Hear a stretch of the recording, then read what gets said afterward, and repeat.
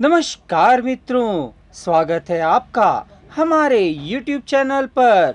मित्रों, आज आप सुनने जा रहे हैं श्रीमती अमला देवी कृत कविता संग्रह मेरा भारत देश महान की एक कविता।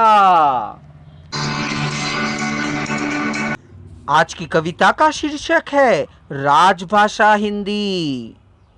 हिंदी हमारी राजभाषा है कहलाती, यह सभी को आसानी से समझ में है आती। यह सहज, सरल और सुबोध है होती। इसी कारण यह संप्रेषण का माध्यम है बन जाती। अधिकांश प्रांतों में यह आसानी से है बोली जाती, जिसके कारण यह राजभाषा है बन जाती। किसी भी देश की भाषा जो आम लोगों में है बोली जाती, वही उस देश की राष्ट्रभाषा है कहलाती। यूनेस्को के विशेषज्ञों के अनुसार जो सरकारी कामकाज में की हो स्वीकार, राजभाषा कहते हैं उसे शासन और जनता के बीच आपसी संपर्क के लिए काम में लाया जाता हो, जिसे हिंदी संपूर्ण भारत में है बोली जाती। यह अधिकांश प्रयोग में भी है आती। अधिकांश साहित्य भी इसी में है रचे जाते, जिन्हें पढ़कर बहुत सारे ज्ञान प्राप्त हैं हो जाते।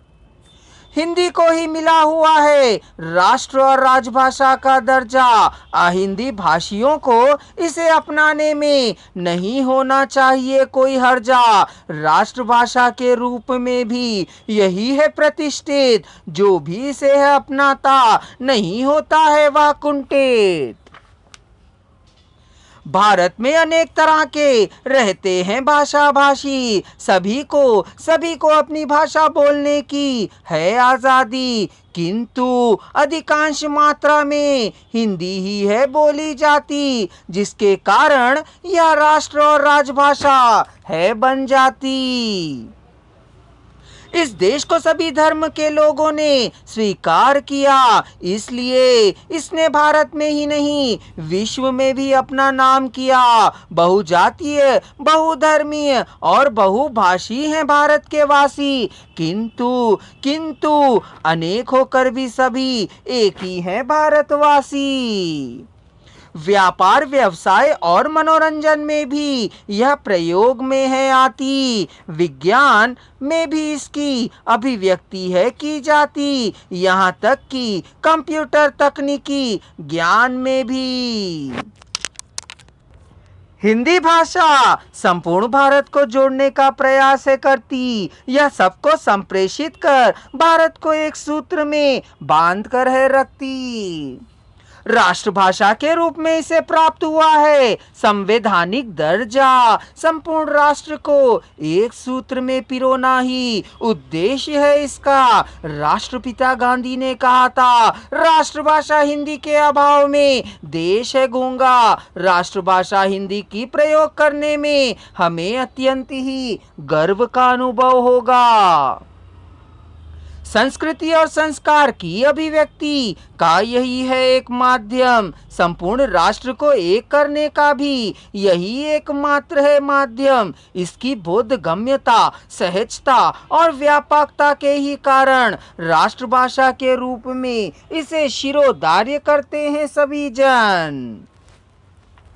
अहम भूमिका है इसकी स्वाधीनता का स्वर एक साथ उठाने में। अहम भूमिका भी है इसी की राष्ट्र को एक मंच पर लाने में। स्वतंत्रता आंदोलन के लिए स्वतंत्रता सेनानियों ने इसी भाषा को अपनाया। स्वतंत्रता सेनानियों ने प्रचार करने में भी इसे ही संपर्क का माध्यम बनाया।